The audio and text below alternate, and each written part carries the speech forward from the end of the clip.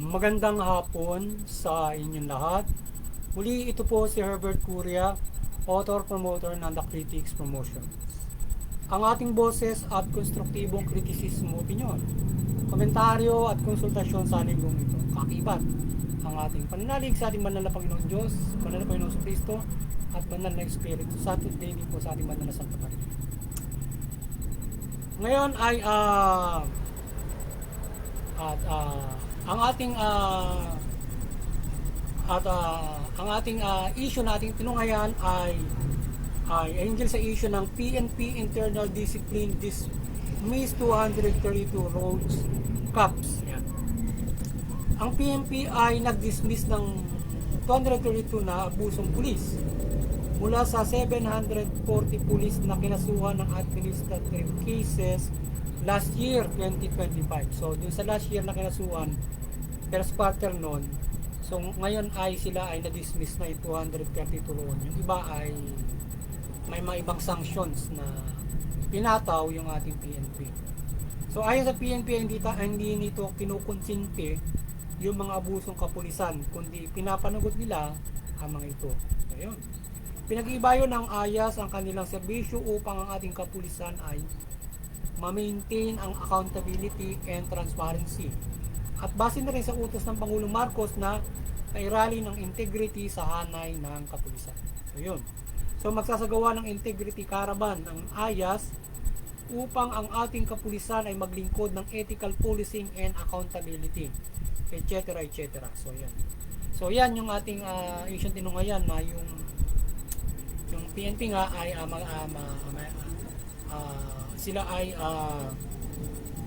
sila ay hindi kukonsintihin yung mga abuso sa kanilang hanay at yung ayas syempre ay magpapekti ng kanilang pagbulit at syempre the entire leadership of PNP.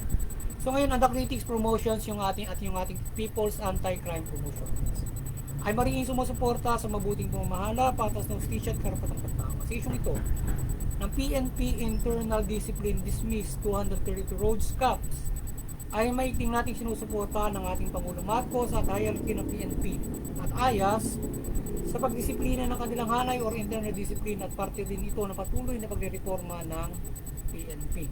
So yun, ating maring sinusuportahan yung ating PNP leadership, yung mabuting pamamalakad ng sistema ng PNP ng ating Pangulong Marcos sa ating sistema at ng ayas na magkaroon ng internal discipline o pagrereforma para magkaroon yung mga nagiging tiwali o maabuso ng tungkulin ay na susugpo na babago. Yan. At napagbabago. Yan. Pinakamagandang mapagbago at kung talagang sila ay talamak, ayun, sa madismiss sila sa kanilang mga serbisyo o mapanagot kung ano ang bigat ng mga kasalanan na kanilang nagawa sapagkat sila inaasahan doon para gumawa ng ganun. So ngayon, ang hakbangin nito ay dapat may ting na pairalin upang walang sinong mang umabusong pulis ang lumabag sa batas at umabuso sa kanilang tungkulin at magdulot ng sapiring o perwisyo sa mamamayan o lipu ng Pilipino maging sa pangalan at hanay ng PNP at pamahalaan ng ating demokrasya. Yun. So dapat yung hakbangin na ito ay patuloy na maging strict ang ating PNP against airing, abusive or road cops at nang hindi sila masandalan sila instead na makaperwisyo magdulot ng sapiring dun sa ating mga mamamayan. Dapat nagtatanggol ng mamamayan, hindi umaabuso ng mamamayan. Yan. At sila nagiging problema rin ng kapwa nila pulis, mga nasa gobyerno na naaabuso rin nila. So kaya yon, mabigat yon, either official man yan o hindi, ay dapat sila ay ma-over ng ating ma-overcome o yung sila ay umiral yung ating mabuting sistema o mabuting pamamalakad laban dun sa mga irritant. So yun, para sila ay masugpo sapagkat kung iiral yung mga abusado, pagtatakpan sila, takot yung mga matitino laban sa mga abusado o ating mga politiko, yan ang problema malaki sapagkat may pamahalaan tayo na abusado lalo na sa implementation ng peace and order. Yan ang pangunahin na trabaho ng gobyerno, peace and order. Eh kung sila yung inequal, so malaking problema yung bansa. Dagdag yan sa lumalaganap na insurgency at kriminalidad. Sa halip na sumugpo ka ng krimen, dadami ang krimen, dadami ang rebelde na nagigiring banta sa kanilang mga buhay dahil na rin sa kanilang mga pagkakamali o inequality. So, ipatupad ng lubos ng ating kapulisan ng kanilang tungkulin ng ayos sa mandato sa kanila mula police, procedures at legal rules o batas at human rights at iba't ibang panintunan at batayan sa pagpapairal ng peace and order. Hindi lamang sa peace and order generally, from suppressing common crime, kundi maging sa anti-insurgency campaign ng ating pamalaan mula dyan sa PNP at lahat ng enforcement ay maglingkod ng transparent and accountable. Ang sumunod sa batas at human rights at IHL, etc. etc. Iwasan ang abusong bangin at di magdulot ng perwisyo sa mga tao at biktima nila yan. So dapat yung hindi lamang doon sa pagpapairal ng peace and order generally na maging transparent, accountable yung ating PNP, maging doon din sa pagpapairal ng insurgency sa pangalahatan. So particular insurgency and then doon sa pagsugpo ng common crime. So dalawa pagsugpo na kinakategorya ng pagsugpo ng PNP, common and insurgency, ang pagpapairal ng peace and order. So ngayon sa common, syempre maging fair at lalo na pares din sa insurgency. So insurgency may ibang panutunan kasi diyan yung ating kung paano sinusugpo yung common at yung insurgents. May magkaibang estilo ng pagsugpo sa kanila kasi mayroong panuntunan ng IHL na sinusunod against them at para pa kung paano rin pinoprotekta ng mga tao against them at against sa common criminals. So kaya yung ating PNP ay maging transparent from this from kanilang sa tungkulin in that kind kasi sapagkat kung yung PNP ay abuso sa common crimes, abuso doon sa insurgency, so lalong magulo, dagdag pa sila sa kaguluhan. So kasi kaya naging abuso sila, hindi naman sila sumusupil ng mahusay. Diba, common crimes, hindi mo sinupil ng mahusay kaya ka naging abuso, hindi mo basta nahuli kasi pag minsan trump up charges yung common crime, ganun din sa insurgency, trump up charges. So yun ang mabigat doon. So ngayon, ay isa pa masamang dulot niyan, kapag umabuso yung pamahalaan from insurgency, inequality of justice, dagdag iyon sa pagkahikayat para magkaroon ng rebelde. So kapag nagka-rebelde, sila rin ang tatamaan nun, sa kanila rin ang balik nun, di ba? So yun ang problema roon. Kaya dapat maiwasan yung abuses in the government, especially PNP. Kapag umabuso sila sa tungkulin, babalik din sa kanila yon from the common crime and the insurgency. Kasi yung mga common, binabanatan din sila ng mga common criminals, maging insurgents, di ba? So kaya dapat makinis yung ating PNP kasi isang dahilan din yun kaya hindi lang basta sumupil sila ng masasama, kagagawan din ng mga masama sa kanila, kaya nadadagdagan yung masasama. So yun ang nagiging problema. Kaya sila dapat hindi titigil yung pagsupil ng common criminals, hindi titigil ang pagpapairal ng mabuting pamamahala from the enforcement laban sa mga abuso mula sa ayas kung sila man ay mayroong nakararanas ng mga dagok ng mga kalaban ng gobyerno, sapagkat yon ay nagiging kagagawan din ng mga abuso sa kanila. Kaya dapat ay yung mga mabubuting pulis na nagpapayar ng mabuting, hindi nyo pababayaan yung mga abuso kasi yon ang nagpapariwara rin sa inyo para kayo ay makaranas nung mga ganun mga bagamat kahit naman ganun ay siyempre hindi kayo pababayaan ng Panginoon Diyos na kayo ay masupil at matira doon yung mga abusado. Siyempre kaya nga dapat kayo ay ginagabay ng Panginoon Diyos para kayo makapagpairal ng peace and order kasi kailangan natin yung mabubuting pulis, hindi sila yung nasasalanta roon, diba, nung kriminal, ng mga insurgents. Pag umuhuli ka ng kriminal, napapatay ka. Kung umuhuli ka ng insurgent, napapatay ka. Siyempre iniingatan sila ng Panginoon Diyos at tayo ay madalangin na sila maging matibay. Siyempre kapag walang pulis siyempre gulo, diba, kailangan natin yung gobyerno, so dapat ganun. Kaya lang siyempre mayroon ding masama dun sa hanay nila na dapat nilang pasukin.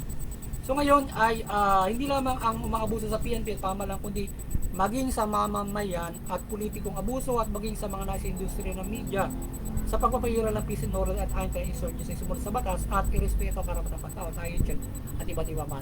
So yun, hindi lang yung nasa sa hanay ng pamahalaan o PNP o enforcement, maging yung mga nasa AFP ang mayroong i-exist na may umaabuso sa insurgency or common criminal na suppression. Maging mamamayan din, maraming abusong mamamayan laban sa kriminalidad, laban sa insurgency. Maraming abusong maging sa media, mayroon din abuso na sa kriminalidad, abuso din doon sa insurgency. Nakakampi sila ng mga abusado. So nakakampi sila, nakapagtatrump up charges, kung ano ng mga kampanya na mali, laban doon sa insurgents, laban doon sa mga common criminals. Dapat hindi ganun. Para maging makinis ang pagpapairal natin ng mabuting pamamahala, para hindi na nadadagdagan pa yan yung mga kriminal mula doon sa maling ganun. Diba? Lalong gulo ay dinudulot kapag aabuso ka pa doon sa mga yon. So dapat makinig, kaya nga nagpamahalan tayo eh. So make it sure we follow the rules in implementing the law. We follow our mandate. Ano ba? Ipapalo ng mandate ng pamahalaan, mga nasa pamahalaan, yung mga mamay sumunod sa batas, karapatan kung paano katutulong laban sa insurgent, laban sa common criminals. Yan. Diba? Yun. At sumunod tayo dun sa irerespeto natin. Hindi ba? Ang dami red tagging, ang daming mga trump up charges, maling pagsupil yung mamamayan, binaktodan na yung isa, hindi naman kriminal. Binaktodan na yung isa, hindi naman siya insurgents. Sila ay walang mga hawak na mga armas, nire-red tag, di ba? So yun. Kaya dapat maging mabuti kung paano ang pagpapairal ng human rights IHL laban insurgents, laban doon sa mga common criminal. Dapat wag natin paiira, maging accountable tayong lahat, hindi na sa gobyerno. Maging yung media dapat maging fair din in common criminals, o maging din yung sa halimbawa sa PNP ay maging fair din kung merong halimbawa hindi naman abusado talaga, nagiging abusado, di ba? So fair, transparent kung sino talaga yung dapat na abusado, na dapat masupil at hindi gawing abusado. Mamamayan din supilin, katulong ang mamamayan at ang media laban doon sa mga common criminals or even insurgents. But ang media naging na sila pa yung nagpi-fake news na yung tao criminal, overwhelmed na siya ay abusado o kaya ay criminal o kaya ay insurgents, di ba? So dapat maging fair para walang napapariwarang mga tao, lalo na ang kaabusaduhan, EGK o salvaging. So wala na, problemang malaki na yun, di ba?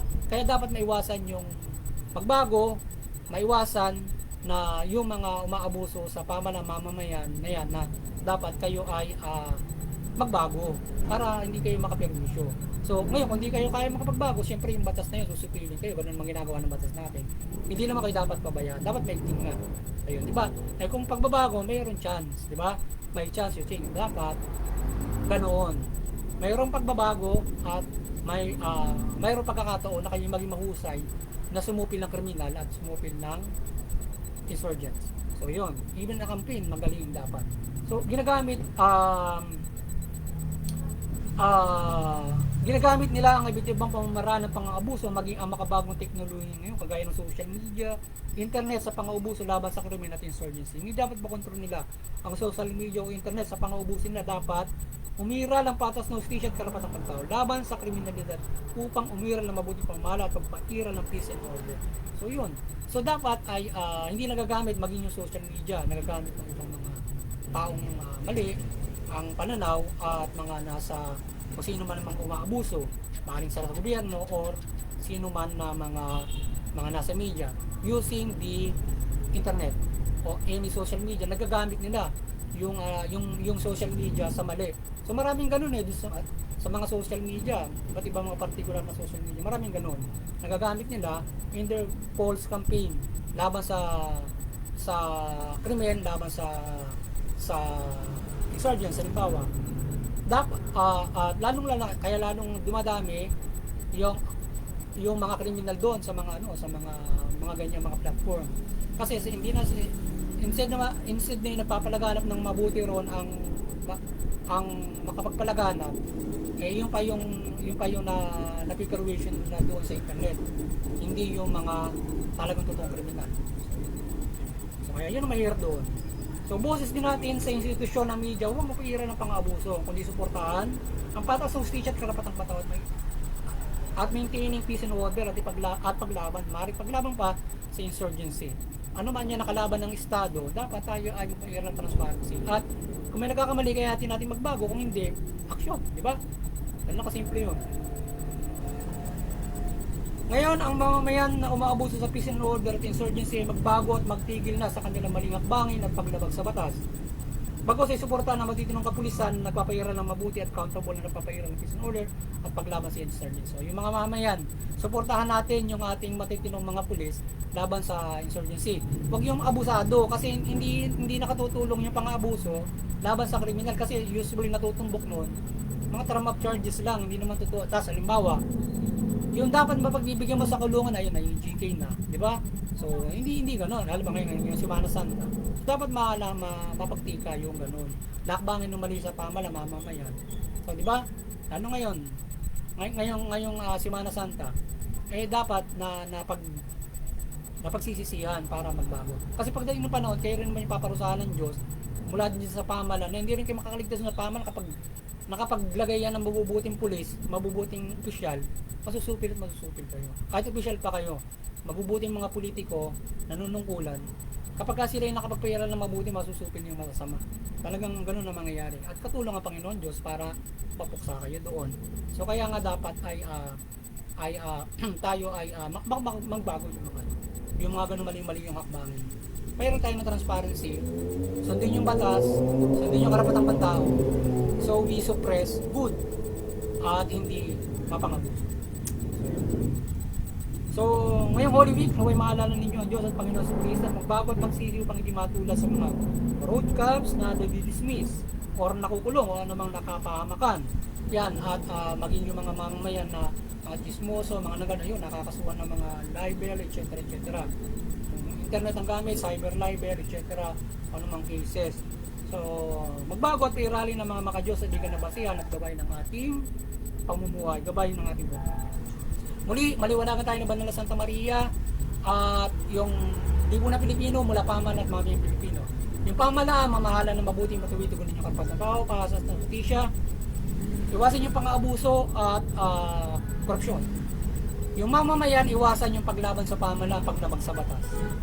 Suportahan natin yung pagpapairal ng mabuting pamamahala, patas ng justisya, karapatan ng tao. Sa gayon, makapamumuhay tayo ng mapayapa, maunlad, ayon sa karapatan. At higit sa lahat, makapanamala tayo ng lubos sa ating banal na Panginoon, mula Panginoon sa Kristo at mabuting balita. At tayo magkaroon ng kaligtasang spiritual. So muli, sana ay nakapagsabuhay sa naman ang The Critics Promotion ng konstruktibong kritisismo, opinyon, komentaryo at konsultasyon sa libro. Magandang hapon sa inyo lahat at God bless.